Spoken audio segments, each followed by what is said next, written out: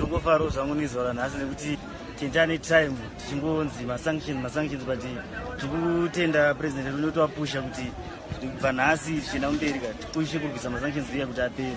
Hatisei kuti anopera rini but titarise kuti anopera nekuti tine mutungamiriri wenyika ari kufosa kuti masanctions abve zvandisatamboona. Chii chinombonzi masanctions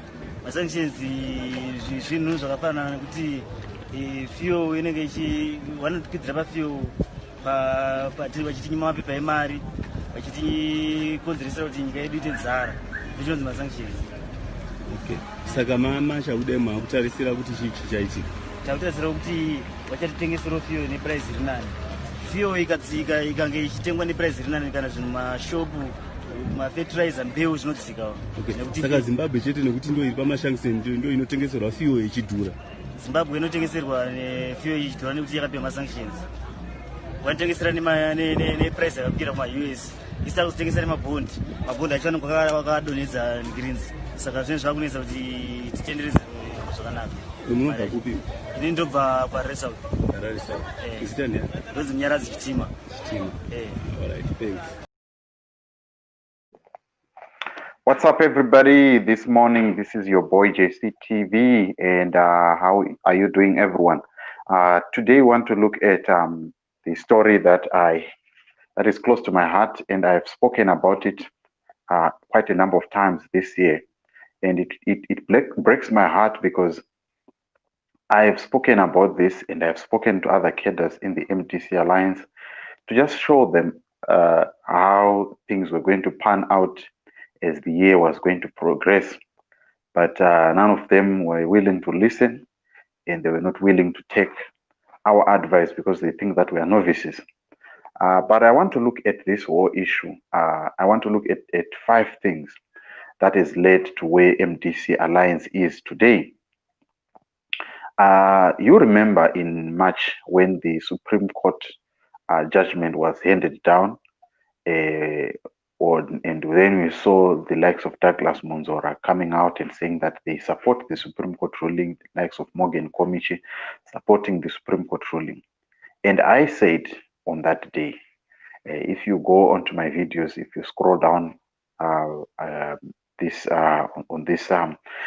channel, you'll find these videos that I spoke about. I think about 3 videos when I was saying the chances that Nelson Chamisa was having and what he needed to do in order to change his fortunes. The first thing that I want to say, which has happened in this whole scenario, is that there's been so much betrayal in the party of MDC Alliance. So much betrayal. You saw 2 days ago, Tendai Masocha, who has come out and she started, mentioning some of the things that they wanted to bomb buildings with the Tawanda Mchehiwa. Whether that is true or not, that needs to be seen. And now the narrative that the government wants to push of saying that these people are faking abductions is going to come out. So what I want to say is that there is so much betrayal in the party. And this betrayal goes back from way even when Morgan Tsvangirai was there in the party, and we saw the likes of the rise of Arthur Mtambara and the rise of MDC 99 and all this fighting that is going on. One thing that you should appreciate that ZANU-PF has done over the years, or even the ANC or these liberation movement parties, is to keep the ship together. Even if there is fighting, the fighting is there, but they have managed to keep and steady the ship for quite some time. And these are the things that are lacking in these upcoming parties.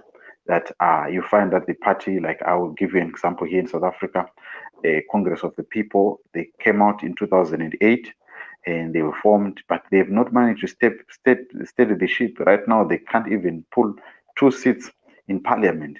Why? Because there is infighting, and they cannot be able to steady the ship for a long time. So these are the things that I feel that this is what has bedeviled the party. But also one thing that I want you to understand, which is the second issue here, is that Nelson Chamisa underestimated his capabilities.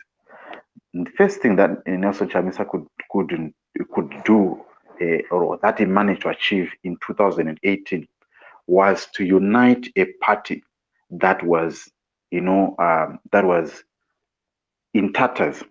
Because when when ZANU-PF came into power again through the auspices of Emerson Mnangagwa in 2017, in the Operation Restore Legacy process, what happened was that MDC was no longer a party of the people. Why?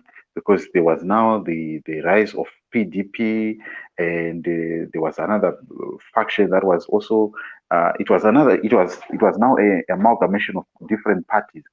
But what Nelson Chamisa managed to do was to bring this party together. Number one, to make sure that MDC managed to pull more than 2 million votes, which was never done by any other, by even Morgan Tsvangirai himself. He could not pull those amount of votes that Nelson Chamisa did.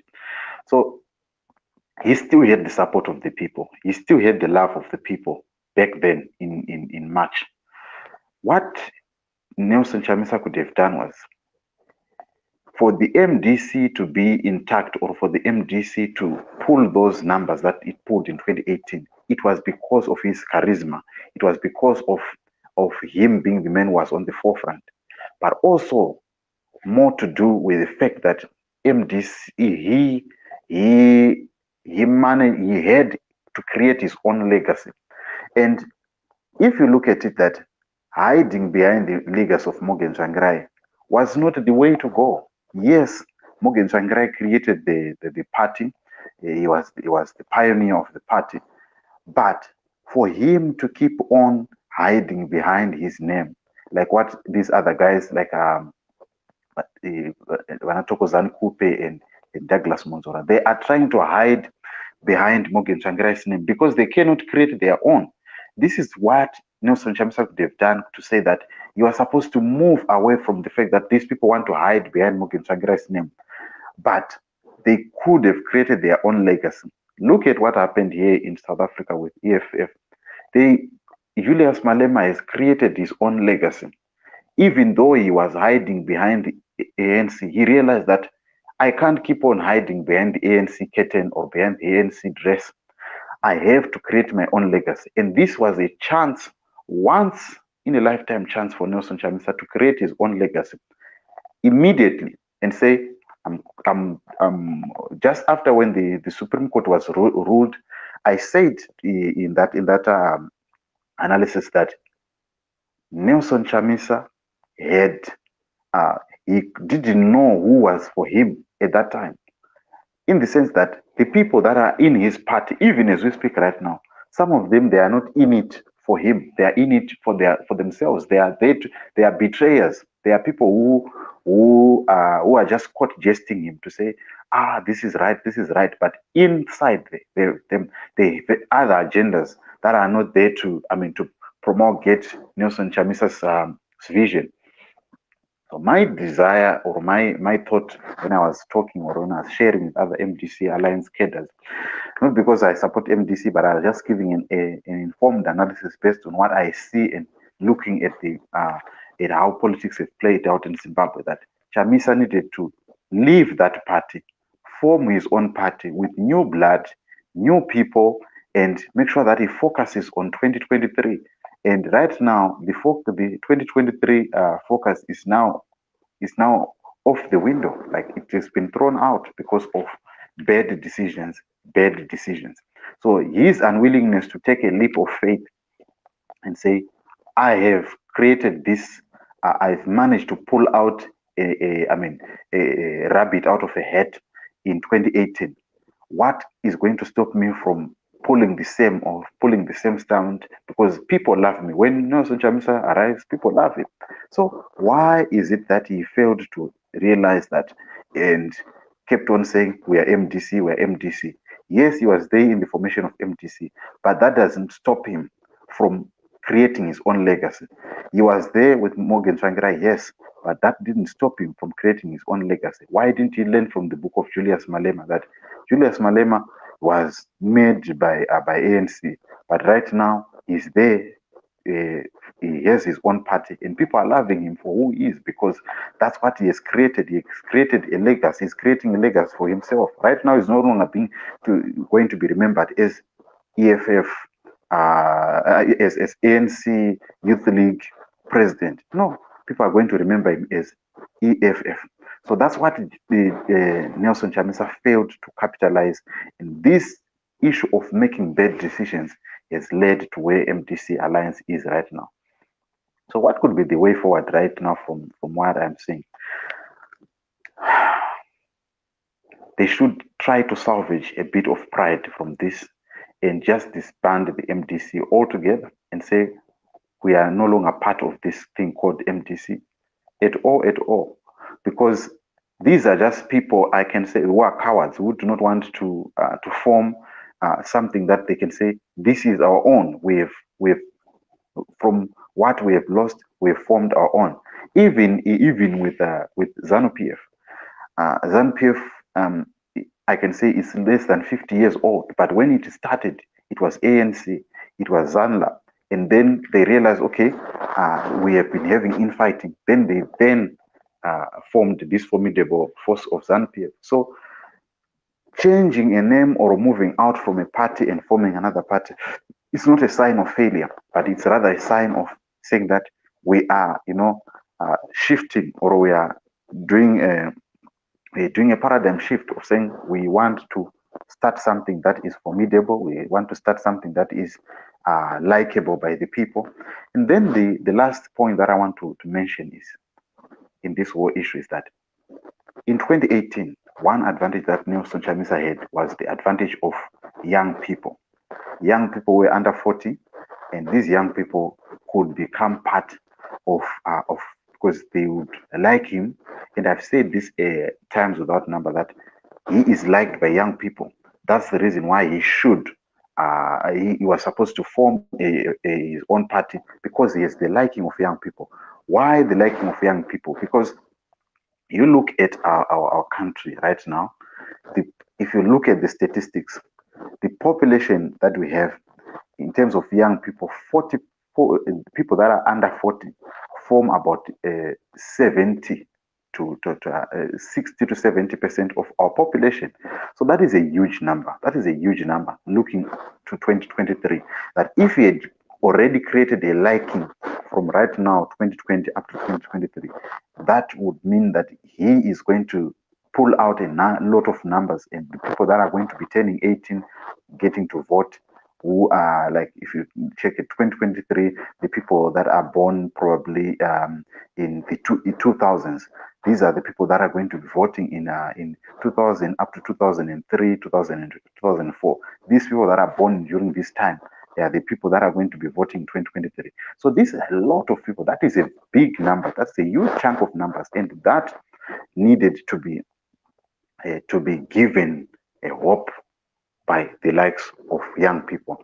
Right now, if you look in the cream of ZANU-PF, there is not a lot of young people that are in there. There's not a lot of young leaders who are in ZANU-PF or who are occupying higher offices. They are not as many. But if you look in the MDC, you find that there are a lot of young people that are occupying offices. That could be potential MPs, that could be potential councillors in the coming 2023 elections. And if that had been disbanded and say, let's form a new party, these young people would have been part of that change. And that would have been something that Nelson Chamisa could be looking out to, and he could have now challenged the likes of Vanan Douglas Monzora in the process. So that's all my 5 cents that I want to put in this whole scenario, that, Nelson Chamisa wasted a lot of opportunities, he missed a lot of chances, and people no longer believe him right now. Why? Because he could not make a decision when it needed him to make a decision. Because as a leader, when there's crisis, you stand up tall and say, we are doing this, we are taking this route. And that is what Nelson Chamisa failed to do when that decision was made in March. So that's all that I wanted to share with you, folks. Thank you so much for joining me. Thank you for subscribing to JCTV Zimbabwe. And did you like the conversation that we had yesterday with Mr. Mandaza on JCTV Zimbabwe, featuring our presenter Anita? Tell me what you think on the comment section. I really want to hear from you. And you can see we are growing, and if we go on to our Facebook page. We are more than 21,000 followers. That is a good number. I would like to say thank you to everyone that is following our stories that we continue to bring you. Good news that I want to announce to you in the next coming week. Our website is going to be up and running. So just stay tuned to JCTV Zimbabwe. We're going to be announcing to you that our website is up and running. So these are some of the new announcements that I want to bring to you.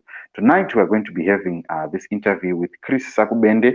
He's going to be talking to Edmo Mazungunye about his music journey. So please do make sure to join us tonight on JCTV Zimbabwe at 9 p.m. Edmo Mazungunye featuring Chris Sakubende is going to be with us tonight. So that's all that I had for you this morning. Thank you so much for watching. And I really hope to see you tonight when we bring you that show. I just wanted to pull it up for you here so that you can see the show that we are talking about tonight. It's going to be here on JCTV Zimbabwe. So please follow us and please go on our Facebook page rather, so that you can see that story that I interview, and you can follow Chris Sakubende on Chris Coffee Sakubende on his Facebook page, so that you can see what he's doing there. Anyway, this is your boy once again, JC, reminding you that Rise Up Africa, the world is waiting for you. Thank you for watching and have a good day.